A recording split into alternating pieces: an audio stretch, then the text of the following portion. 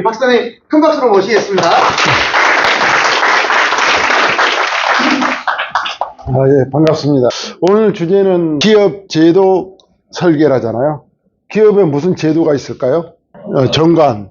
또 뭐가 필요합니까? 기업은 기업 규모에 따라서 다르겠지만 취업 규칙도 있어야 되고, 또 노사협의회 규정집도 있어야 되고, 중대재해 관련 매뉴얼도 있어야 되고, 또 근로계약서도 있어야 되고, 이런 것들이 다 제도입니다. 제도. 거기에 따라서 좀 더 가면 기업에서 제도를 채택하냐 안 하냐 선택지가 있는 또 제도가 뭐냐면 뭐가 있습니까?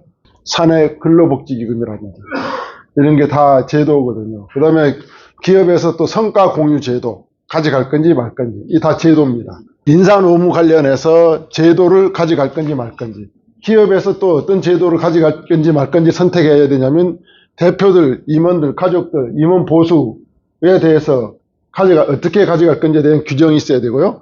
퇴직금은 어떻게 가져갈 건지에 대해서 규정들이 다 있어야 됩니다. 그러면 이거는 이제 한번 만들어 놓으면 영원히 가는 게 아니에요. 매년 바뀌어야 돼요. 왜 그럴까요? 매년 급여 테이블도 바뀌게 되고 관련 법률도 매년 바뀌고 있거든요. 그러니까 우리가 만난 대표님들 보면 과거에 만들어 놨던 법률 체계 하에 있는 제도를 그대로 가지고 계신 대표님들이 상당수 많이 있어요.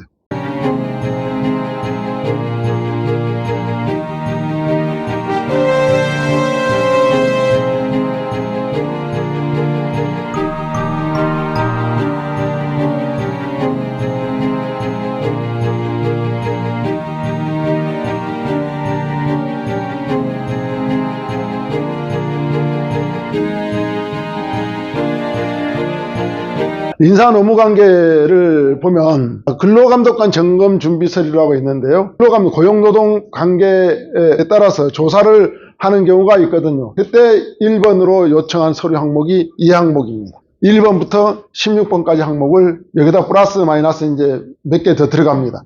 그러면 필수적으로 기업에서 구비해야 될 서류란 거죠. 이게 갖고 있어야 되는 서류 항목이에요. 그럼 이런 항목들을 우리가 만난 대표님, 중소기업 대표님들이 다 가지고 있을까요? 가지고 있는 기업도 있겠지만 가지고 있지 않는 기업들이 상당수 많이 있다는 겁니다. 여기서 다 있다라고 말로는 하는데 없는 서류들이 군데군데 많이 있어요. 그리고 있다 하더라도 과거 옛날에 5년 전에 법 개정되기 전에 이런 내용들을 많이 가지고 있습니다. 사업자 등록증 사본, 조직도라든지 근로자 현황, 채용 공고 이런 것들을 특히 빨간색으로 갖고 있는 것은 아주 중요한 내용들이에요. 취업규칙이라든지 성희롱 예방교육자료 이런 것들. 직원이 30명이 넘어가면 노사협의회 규정집이 있어야 됩니다. 고충처리위원, 이제 선임한 공무이라든지 이런 걸 다 달라 그럽니다. 고충처리 대장. 직원들이 와서 고충을 어떻게 있다라고 이제 이야기할 수도 있지 않습니까? 그 다음에 요즘 이제 많이 거론되고 있는 중대재해 매뉴얼이 어떻게 있는지. 근로계약서. 직종별 근로계약서, 단기 알바 근로계약서, 정규 뭐 이런 업종별로 있는 근로계약서 갖고 있으세요? 그 다음에 최저임금. 최저임금이 왜 중요하냐? 특히 이제 소규모 사업장 규모가 적은 곳은 최저임금에 매우 민감합니다. 지금 최저임금이 얼마죠? 한 달 급여를 얼마 이상을 줘야 되죠? 급여로 환산하면 209만 6,270원이에요. 이게 최저임금이에요. 아르바이트는 사람도 이렇게 줘야 되고, 뭐 업종 제한 없이 무조건 다 이 금액은 최저 줘야 돼요. 모든 산업에 해당된다. 그럼 내년도 최저임금은 얼마냐? 얼마라고 그래요? 이미 고시됐죠. 매년 8월 5일 되면 고용노동부 장관으로 해서 고시가 돼요. 내년도 최저임금은 얼마냐? 1,320원이에요. 10,000원까지는 가파르게 올라왔어요. 근데 10,000원 이제 넘기고 나서부터는 최저임금이 가파르게 오르지 않고 약간 우상향하는 이제 이런 흐름으로 인상되고 있다. 그리고 월 환산액은 내년에 215만 6,880원이에요. 대표들 입장에서는 최저임금이 올라가면 고정비용이 늘어납니까? 줄어듭니까? 늘어나죠. 소규모 사업장. 뭐 대규모 사업장, 큰 사업, 잘 되는 사업장은 원래 최저임금보다 많은 월급을 주고 있었으니까 최저임금에 그렇게 민감도가 뭐 높지는 않아요. 근데 소규모 사업장, 좀 영세한 규모, 최저임금 수준에 주고 있단 말이죠. 매출은 늘지 않고 비용이 올라가면 이익률이 올라갑니까? 떨어집니까? 떨어지죠. 사장 입장에서는 매우 이게 민감한 내용이고 아주 힘든 내용인 겁니다. 그래서 이런 내용들을 여러분들 이해를 하시고 대표들과 대화를 해야 된다. 최근 5년간 최저임금 추세예요. 최저임금이 9,160원이었어요. 2021년에. 근데 쭉 23년 9,620원, 2024년 9,880원, 2025년 1,030원, 이제 26년에는 1,320원으로 간답니다. 최근 5년간 인상률을 봤더니 최근 5년간 얼마 올랐냐면 12.6% 올랐어요. 이런 최저임금이 인상되고 바뀌고 그러면 대표님한테 어떤 영향이 오는지, 제가 오늘 하는 강의는 직원의 입장 강의보다는 오너 입장에서 강의를 하는 겁니다. 12.6%만 인상되는 게 아니라 급여가 나가면 따라서 나가는 거 있죠. 4대 보험료 같은 거 나가죠. 이거 다 추가 지출 비용이죠. 간접 비용으로. 그래서 합치면 약 한 20% 정도가 추가적으로 발생이 됐다. 이거는 이제 사업장 종류 구분 없이 모든 사업장에 동일하게 적용이 된다라고 보시면 되고요. 이렇게 그래프로 그려보면 2015년도부터 최근 10년간 보면 한 번도 최저임금이 올라가지 않는 해가 없었다. 그러니까 사장님들은 과거보다 사업하기가 좋다 그래요, 힘들어졌다 그래요. 여러 환경이 있겠죠. 경제적 환경 여러 환경이 있겠지만 이런 것도 하나의 요인을 자리 잡고, 그러려면 사장이 무엇을 해야 되냐? 매출을 늘려야 돼요. 유형을 늘리는 작업을 해야 돼요. 거래처 확보를 하고 물건을 많이 팔아야 되죠. 그래야만 이렇게 비용이 올라오더라도, 이거는 뭐냐? 자발적 비용이 아니에요. 강제성 비용이 되는 거죠. 그러니까 매출을 늘릴 수밖에 없다라고 보시면 될 것 같습니다. 기업에 이제 최저임금에 고민하는 사업장에 가서는 무엇을 해줘야 되냐? 급여 테이블 컨설팅을 해줘야 됩니다. 이렇게 돼 있어요. 급여 구성 항목이 기본급, 시간의 수당, 심야 수당, 실제 직접 자가운전 보조, 식대, 연차 수당, 특근 수당, 이렇게 줘요. 과거에는 퇴직금까지 있었어요. 퇴직금 포함해서 급여 나가면 안 되잖아요. 그러니까 지금 퇴직금 대부분 다 없어졌어요. 급여 항목이 많으면 좋을까요? 적은 게 좋을까요? 급여 항목이 많은 데는 뭐냐면 월급을 많이 주는 기업들 해당되는 거예요. 월급을 많이 주는 기업들은 여러 가지 항목을 비급여 되는, 비과세 되는 항목들을 막 넣어줘야 직원들이 실제 소득이 늘어나니까 비급여, 비과세 되는 항목들을 넣기 위해서 이렇게 하는 거예요. 그런데 지금 대표님 입장에서는 최저임금에 대해서 고민하는 대표님은 이렇게 항목이 많아지면 기본급이 많아질까요? 적어질까요? 적어지니까 맨날 최저임금에 허덕이는 겁니다. 보수에서 제외되는 항목이 뭐냐? 보수에서 제외된다는 의미는 뭐죠? 4대 보험이라든지 소득세를 떼지 않는 그런 항목인 거죠. 그런 항목을 편성해주면 실질적으로 소득이 직원 입장에서는 늘어납니까? 줄어듭니까? 실질 소득이 늘어난다.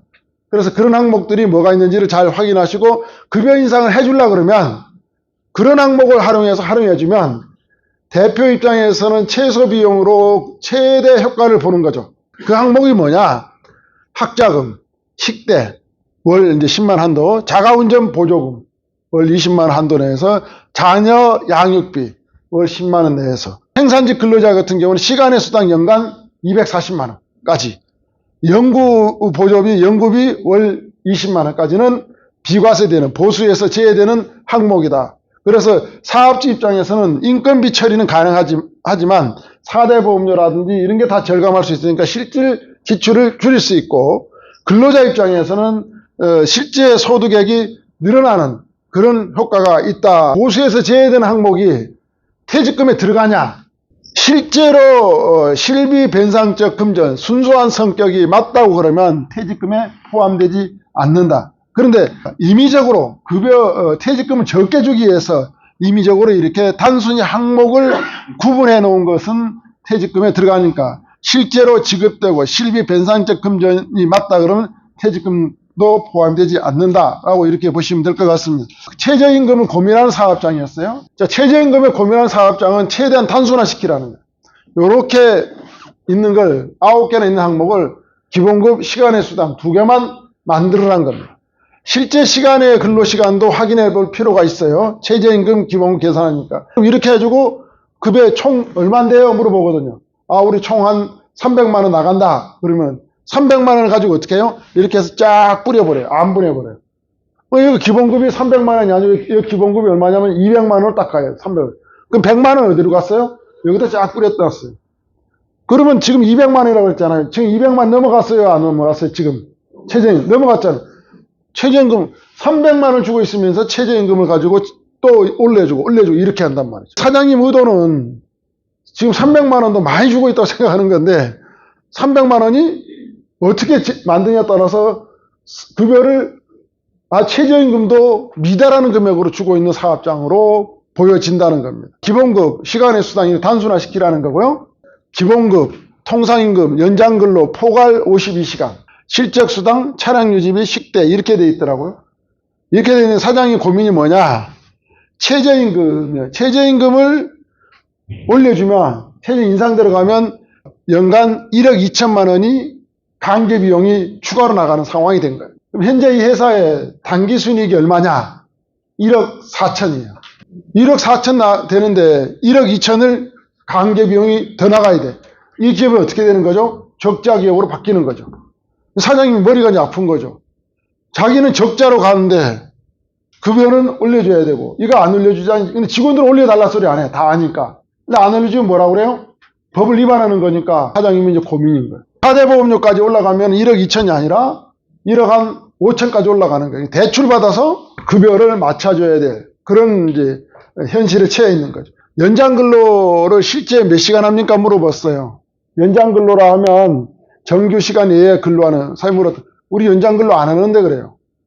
근데 왜 연장 근로가 50 이상 한다고 돼 있어요? 그러니까 난 모르는데 최대 연장 근로를 몇 시간까지 52시간까지 할 수가 있죠. 최대 맥시멈 잡아놓은 거예요. 실제 조사 확인도 안 하고 땅 치면 직원들 거의 없대요. 간대요. 있으라 소리도 안 하고 단 택배 창고에 있는 그 물류 나가는 직원 2명이 택배 차량하고 시간이 안 맞으면 한 1시간 뒤에 있다가 가는 경우가 있다는 거예요. 그 직원 외에는 뭐 연장 근로가 없다는 거예요. 그럼 이 연장 근로 개념을 52시간씩 넣을 필요가 없다는 거예요. 가만 보니까 식대가 있는데 회사에서 밥을 주고 있더라고요. 외부 식당에서 밥을 가져와서 밥을 주고 있어요. 이중으로 지금 식대가 또 잡혀 있어요. 이거는 비과세 항목이니까 요즘 직원 입장이 좋죠. 사장 입장에서 이걸 빼야 많이 되는 거야. 그래 최저임금 올라가는 거지. 기본급, 연장근로시간 실제 정산 확인할 때 없다 그랬잖아요. 그래도 절반 25시간으로 줄이고 52, 25 실적수당과 차량유지비 이렇게 4개로 했어요. 그랬더니 최저임금에 미달하는 게 아니라 다 최저임금을 초과하고 있어요. 이 기업이. 올려둬야 될 사람이 누군가 봤더니 여직원 2사람이 월 5만 원만 인상되면 돼요. 그러면 여기과 비교해서 거의 임상이 안 되는 거죠. 사장님이 이렇게 급여 탭이 이렇게 됩니다라고 설명해 주니까 사장님이 좋아했을까 싫어했을까요? 엄청 좋아했죠. 좀 회사가 좀 커졌거든요, 여기가. 그때 갔을 때는 사장실도 없었어요. 이때 당시는. 그 직원 있는데 여기가 사장 테이블 하나 있고 같이 일했는데 좀 이제 회사가 좋아져가지고 사장실도 하나 만들어 놓고 지금 그러고 있거든요. 그래서 이런 이제 급여 조정 사례다. 두 번째 급여 조정 사례를 좀 볼게요. 이 대표는 시아공단에 있었던 대표님인데 고민이 뭐냐면 급여를 올려주고 싶은 사람이야. 진짜 급여를 올려주고 싶은데 급여를 한 20만 원씩만 1인당 더 올려주면 좋겠는데 20만 원 올려주면은 4대 보험료 퇴직금까지 가니까 계산해 보니까 결국 한 40만 원 가까이 올려주는 꼴이 되니까 40만 원 올리기는 부담스럽고 나가기는 한 20만 원만 주면 좋겠는데 이 고민인 거예요. 그래서 제가 왜 그렇습니까? 왜 올리려고 그러세요? 그랬더니요.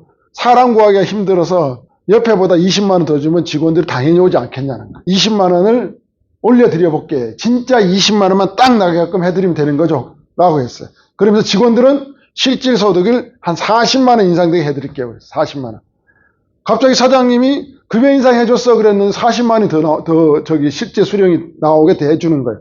그럼 직원들은 급여 인상이 얼마가 된 겁니까? 40만 원이 된 거죠. 좋아할까요? 안 좋아할까요? 직원들이. 좋아하죠. 사장님은 부담은 딱 20만 원만 부담하고. 그렇게 되면 사장님도 좋을까요? 싫을까요? 매우 좋아하죠. 이게 바로 뭐냐면 이걸 잘 알면 돼요. 여기는 이렇게 돼 있었어요. 기본금, 연장근로, 포괄 52시간. 실적수당, 직책수당 이렇게 돼 있어요. 연장근로 52시간 맥시멈인데 밤늦게까지 일합니까? 물어봤어요. 안 한다. 요즘 그런 기업이 있으면 직원들 다 도망간다. 자기는 안 한다는 거예요. 그런 게. 그리고 실비변상적 성격 항목을 최대화시키 반영을 시켜줬어요. 어떻게 급여 테이블을 바꿔줬냐면 이렇게 바꿔줬어요. 연장근로 여기도 22시간만 잡아주고요. 그래도 주는 거, 더 주는 거예요. 연장근로. 갑자기 지금 연장근로 수당이 사라져버렸다 그러면 이게 뭐지 그럴 수 있을 것 같아서 22시간만 잡아주고. 자가운전 보조금 여기 있어요, 없어요? 여기다 추가로 20만 원 넣어줬어요. 식대 여기가 있어요, 없어요? 없잖아요. 식대 10만 원 추가. 자녀 양육비 여기 있어요, 없어요? 추가. 이게 뭐예요? 자가운전 보조금, 식대, 자녀 양육비. 이게 뭡니까? 실비 변상적 성격으로 해서 이건 뭐죠? 비과세. 보수에서 제외되는 항목이라고 그랬잖아요. 그럼 직원들 입장에는 20, 10, 10이 뭐죠? 비과세 되는 걸로 항목이 바뀌었죠. 다른 때는 뭐였어요? 20, 10, 이 금액이 40만 원이 다 세금 떼고 나갔던 항목이 됐던 거죠. 실제로 급여는 20만 원은 이제 어디다 올렸냐 하면 자가운전 보조금으로 20만 원을 올려놓은 거죠. 사장님은 4대 보험에 안 들어가는 거예요. 나머지 10 직원들 과세되던 거 반환해서 이런 식으로 정리를 했어요. 직원 실질 소득이 약 한 40만 원 정도가 올라갔고 4대 보험료는 올라갔을까요? 떨어졌을까요? 떨어졌죠. 이렇게 항목이 바뀌어 왔으니까 사실상 4대 보험료 법인은 이제 법인 비용 처리 다 되는 거고 이렇게 하니까 사장님이 뭐라고 그랬을까요? 이렇게 해줘서 사장님이 좋아했던 사례요. 이제 포괄임금제 지금 계속 나왔잖아요. 포괄임금. 포괄임금제가 뭐예요? 포괄임금제를 이제 이해하셔야 되죠.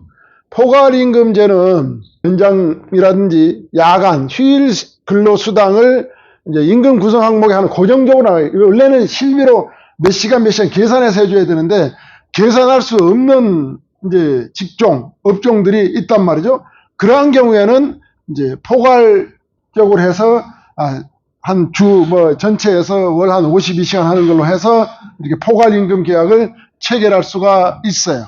포괄임금제가 유효하냐, 불법이냐 하는 게 논란이 많아요. 어떤 사람은 52시간을 더 할 수도 있겠고 적게 할 수도 있고 최대 법률적으로 52시간 이상을 못하게 되어 있단 말이죠. 실제 시간 계산해서 정산해 주는 게 그게 맞는 겁니다. 어려운 이제 직종들이 있어요. 그런 직종들이 뭐가 있을까요? 영업직들. 예근 나가서 영업하고 있는 사람들이 이 사람들 고객과 만나가지고 하는데 도대체 어디서부터 어디까지를 시간을 더 하는지를 알 수 없는 경우도 있을 수 있고요. 또는 이제 이런 경우도 음식점 같은 경우 우리 그 마감 시간이 저기 9시 반인데 직원 9시 반에 딱 퇴근해야 되는데 그러면 9시 반에 퇴근해야 된다는 최소한 손님이 몇 시에 나가줘야 된다는 거예요? 9시에는 마감을 쳐야 자기가 옷 갈아입고 9시 반에 딱 가야 되는 거거든요. 9시 반이면 사업장에 걸어 나가야 되는데. 근데 술 한잔 하면서 9시 반이 돼도 안 나가. 이런 경우에 손님을 강제로 나가라고 떠밀어낼 수가 있어요, 없어요? 없잖아요. 그러면 직원 누군가는 손님 나갈 때까지 거기서 서비스를 하고 대기하고 있는 상황이 벌어질 수밖에 없다는 거예요. 근데 그게 월요일마다 그렇게 된다라고 예상 가능합니까? 수요일마다 가능하다고 예상 가능합니까? 몇 시간 대기해도 예상 가능하냐고. 그 예측이 불가능한 거죠. 이런 경우는 포괄임금제로 갈 수밖에 없다는 거죠. 포괄임금제는 불법이냐 효력이 있냐라고 이제 논란이 많았어요. 근데 법원에서 정의를 해놨습니다. 어떻게 정의를 했냐? 조건이 근로시간의 산정이 어려울 것, 근로시간 산정이 어려운 직종만 포괄임금제를 허용한다. 업무 특성상 근로시간이 일정하지 않는 경우에만 허용이 되고, 그리고 당사자 간 합의가 있어야 돼요. 근로자에게 불리하지 않아야 돼요. 이게 근로자에게 불리하지 않아야 되니까 최대 맥시멈 52시간이니까 그냥 이 사람이 30시간 하든 40시간 아까 앞에 보여드렸듯이 재지 않고 그냥 52시간도 넣어버린 거예요. 근로자에 불리하지 않아야 되니까 포괄임금. 이런 조건이 충족돼야만이 포괄임금 계약을 가능하다라는 거. 고용노동부 입장은 포괄임금제에 대해서 뭐냐? 근로계약서상 월급에 시간의 수당 등을 포함하여 지급한다는 내용을 명시해야 돼. 근로계약서에. 그 다음에 임금 구성 항목상 포괄 산정된 이제 수당과 시간이 명시되어 있다면 업종과 관계없이 포괄임금제로 인정하겠다라는 겁니다. 그럼 근로계약서에 어떻게 되어 있어야 되냐? 제5조 근로계약서입니다. 사장님 갖고 있는 근로계약서. 제5조 임금 해서 월급은 300만 원으로 하며 해당 월급에 연장근로, 야간근로, 휴일근로 포함되어 있다라고 이렇게 되어 있어요. 이거는 포괄임금제란 뜻이죠.